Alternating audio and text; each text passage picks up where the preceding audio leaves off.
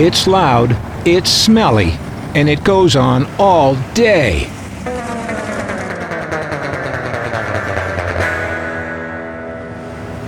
It's the 2012 Woodward Dream Cruise, where the automobile in all its permutations is virtually worshipped for hours on end.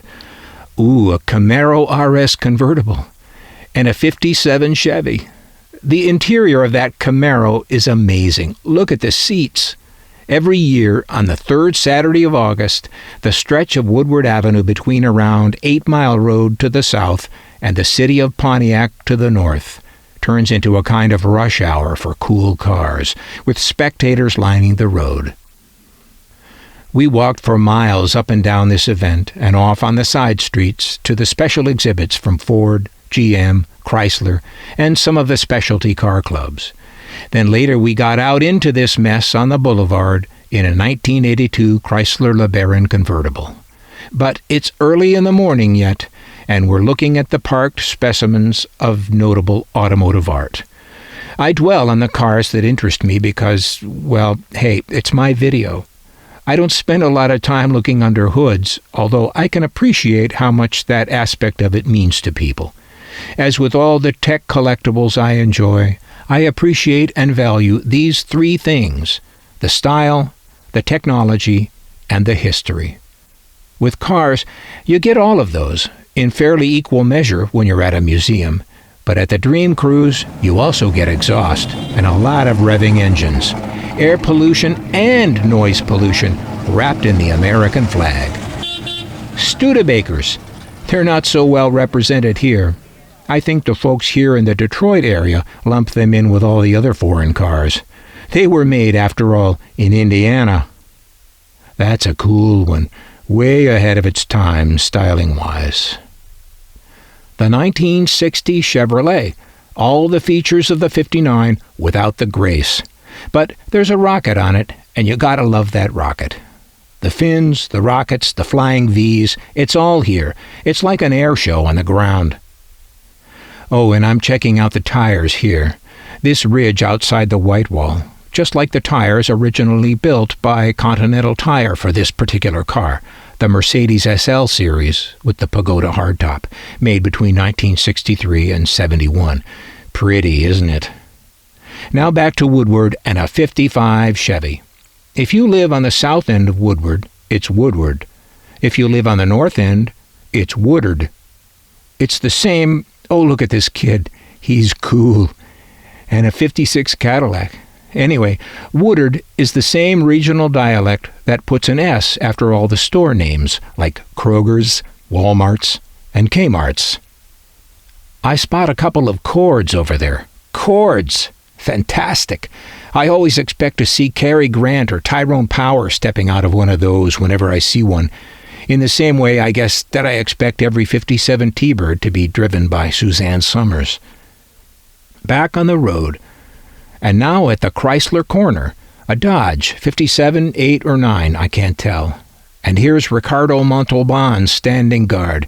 Tell us, Ricardo, about that fine Corinthian leather in this wonderful vehicle. The Chrysler corner is at Woodward and 13 Mile Road. What's a mile road? Later. Dodge Custom Royal. Oh, yeah, and with one of the grandest rear ends since, well, never mind. Wow, look at this. I don't know it. The license seems to say Plymouth. Well, that is one nice Plymouth. Another Dodge, a different year, this one, maybe '59. And an earlier Chrysler product, the DeSoto. My brother would know exactly what year this is, but I'm just going to guess 1940. And the old guy, Dad, who owns the LeBaron convertible, in which we too shall cruise. Some smart aleck parked a 1970-something Fiat in with the Chryslers. This was around the time that the two companies got together, so I guess it's okay. I happen to like Fiats, so it's okay with me. Another '60 Chevy with the side rocket, in a nice blue and white two-tone. This one's a four-door with a post. They're all collectible now. And we're on the road again, crowded in with a bunch of examples of the bland stuff Detroit produces today, blocking our view of the good stuff we came to see. There's some irony there, I suppose, if I could find it, but right at this point, I'm just trying to breathe. We go up and down, up to maybe 16 Mile Road, then turn around and back down to 8 Mile. Lunch is at the White Castle there. Oh boy. These mile roads they have in Detroit are, as the name suggests, a mile apart. Woodward starts in downtown Detroit near the river and heads north-northwest to Pontiac, ticking off mile roads on the way. Woodward has the distinction of being the first mile of concrete paved roadway in the United States. Woodward is what is generally known as a strip, a section of road that goes off of the downtown of some place and out to another place. I suppose all roads go somewhere, and a road out of town doesn't have to be a strip. But when such a road gets lined with hamburger stands and motels, it's a strip. Like Van Nuys Boulevard, or the Sunset Strip in L.A., or the Strip in Las Vegas, or 10,000 other places. When young people with the keys to Dad's car wanted to go out and see and be seen on a Friday night, they didn't go downtown or into the neighborhoods. They went to the Strip, and the cruisin' scene was born. This event is, of course, a celebration of that. One of the earliest destinations for Woodward Avenue cruisers was the long-gone and sadly missed Ted's on the North End in Bloomfield Hills, almost to Pontiac. It opened in 1934 as a lunch wagon called Ted's Trailer. Though of humble beginnings, it turned into quite the respectable place in later years. It had a fine dining room, a casual dining room, and car service. It was great, so of course it's gone. There was Maverick's and other spots to stop at too while cruising, for French fries and blue cheese dressing. They're all gone, but you can't go 20 feet in this town without being offered pizza. Oh, and here's lunch now. It's not Ted's, but it will have to do. All I have to do now is consider how many of those little sliders I'm going to need to hold me over until I can get to pizza later. We brought lawn chairs in the car, so we set them up on the boulevard and have our burgers while watching the parade. Not a whole lot of cars get down this far this year, 8 Mile, but we're here waiting for them if they do. Now back on the road headed north, sipping the rest of my shake. An Oldsmobile, I think. 3 convertibles in a row, that's what I like to see.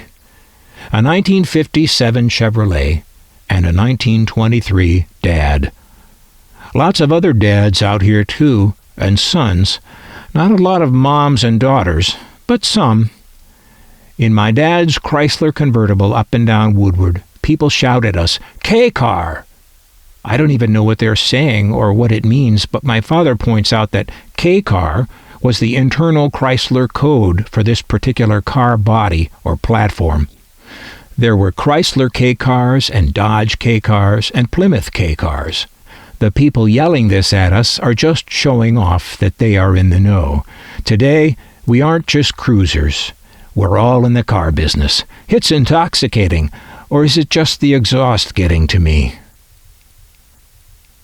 I could be wrong, but I think this is a Pontiac from its namesake factory up the road.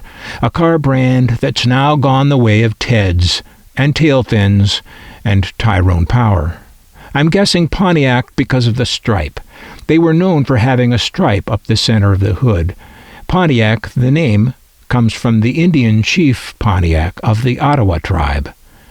In the colonial America of the 1700s, the British found Chief Pontiac to their great consternation, willing and able to resist the encroachment of British military forts onto Indian lands.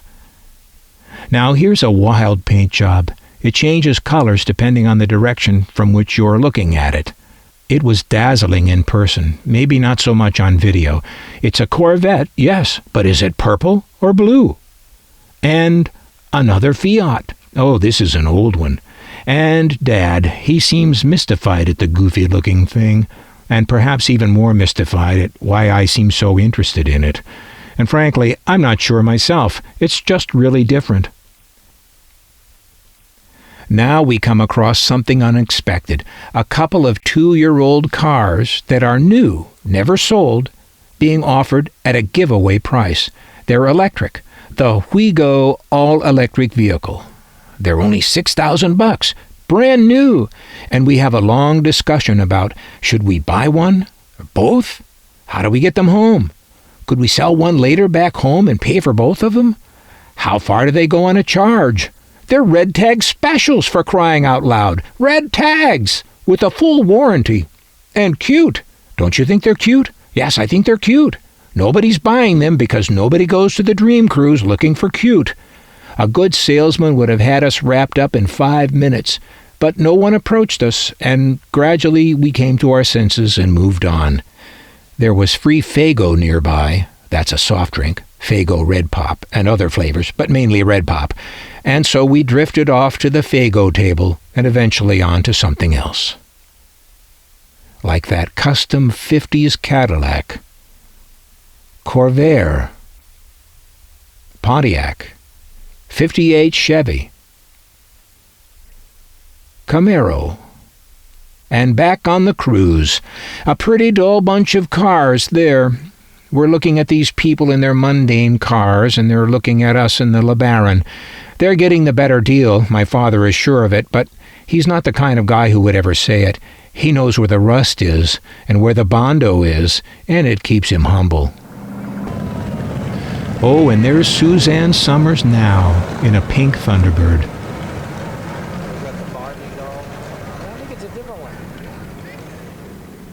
Looks like another Pontiac there, judging from that center stripe running up the hood. Don't these people have anything better to do? So this is how it goes. Have you seen enough? You're lucky. You can turn this video off and go on to something else. I'm stuck here. I've got 6 more hours of this.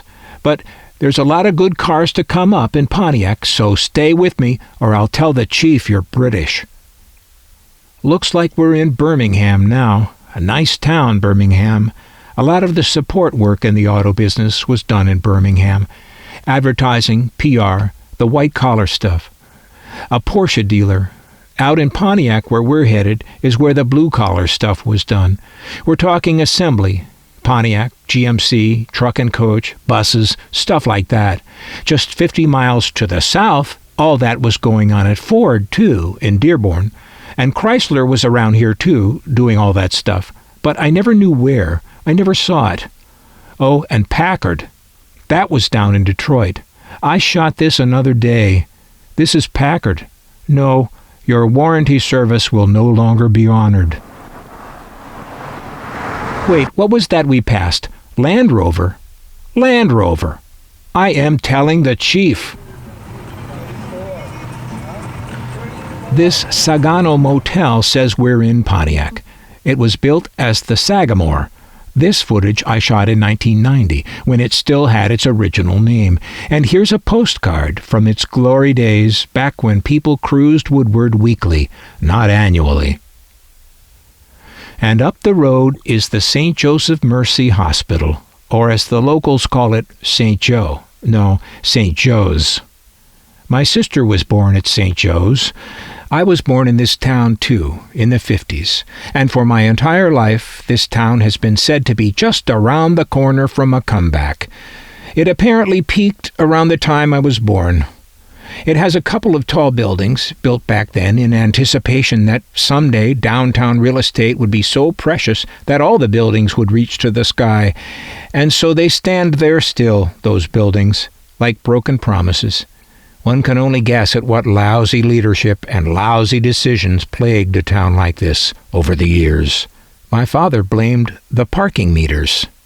Empty lots downtown, inexplicably vacant for as long as I can remember, and in the middle of nowhere, the Pontiac Rescue Mission.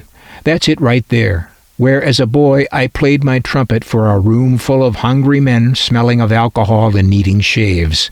Yes, conscripted to provide some sort of music at the age of about 14, I went along with some guy from church who would preach at these men, after I had startled them awake with my trumpet. All this was the price they were required to pay for a meal served afterwards, in the basement. I am not making this up. How could anyone make this up? And here's a great example of a town in decline. See this corner on the left? It's the center of town, the corner of Huron and Saginaw. Here's what used to be there. Kresge's. What looks better to you, a beautiful and inviting store full of goodies, or a bleak mausoleum with most of the windows bricked over? Kresge's, if you don't know, provided the K in Kmart when they branched into what we now call discount department stores. And now, in the huge parking lot that usually sits forlorn and empty among the little used buildings is a nice assortment of cars holding up the north end of the Woodward Dream Cruise. It's quite late in the day, so I assume a good many more cars were here earlier. But we weren't. We were, well, you know where we were. So we're enjoying the last of the sunlight looking over what the Pontiac locals have brought to show. A nice Buick, a three-holer, and the Pontiac GTO, a local favorite. Lots of hoods are up here. Pontiac is a hood-up kind of town.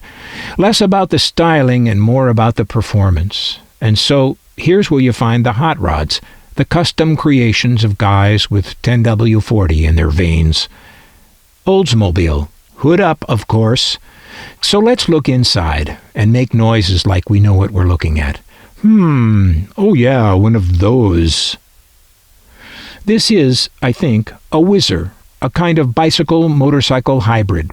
Whizzers were made in Pontiac, so this is another hometown showpiece, if it's really a Whizzer. A Camaro Z28. These are something. A pretty big deal around here, I am sure, and a pretty big deal anywhere car collectors get together. Cadillac, some serious tonnage of a vehicle here. Tonnage. Another Pontiac, and what looks like a Chevelle, a later, more graceful Cadillac. Somebody leaving. And a show. Some dancers providing entertainment as the day winds down. A Vega, a Chevrolet Vega. This is one of the later ones, with a nicer nose on it than the earlier ones. Very nice. This was the car with which GM would fend off the imports, except it didn't. I always liked the styling of this, though, and I owned one, too, back in the 70s. Well, it's getting dark, and we're having one last look over the parking lot with glorious downtown Pontiac in the background. It was nice of Kroger's to provide the trash receptacles. Well, nobody seems to want to leave, and I get the feeling some of these cars are still going to be here at midnight. What the owners will be doing at that hour will probably involve alcohol and fire, but I don't know. I don't live here anymore. I'm just visiting. When I did live here, my parents were sure to have me safely tucked in bed before any of the local shenanigans began. Corvette, a nice one. I like those early ones with the side scoop. I like a good side scoop. And here's the car we came in and cruised in, the Chrysler LeBaron convertible with the Mitsubishi engine, what my father called the Mitsubishi engine. Everything that went wrong with that car, and there were plenty of things, was blamed on the Mitsubishi engine. Mitsubishi. That's a nice Pontiac. It's good to see the Pontiacs here where they belong. Looking good. On the way home, we decided to drive through the Pontiac Historical District, where some of the nice houses are. This would be where the professionals would live, the doctors in the nearby hospitals, and the local bankers and executives in the businesses that flourished around the auto business back in the day. The GM executives were probably not here. They'd be downtown in Detroit or Grosse Pointe. But Pontiac had its share of successes in its time, as these houses attest. You put a fresh coat of snow over all this, and you've got a regular Hallmark card.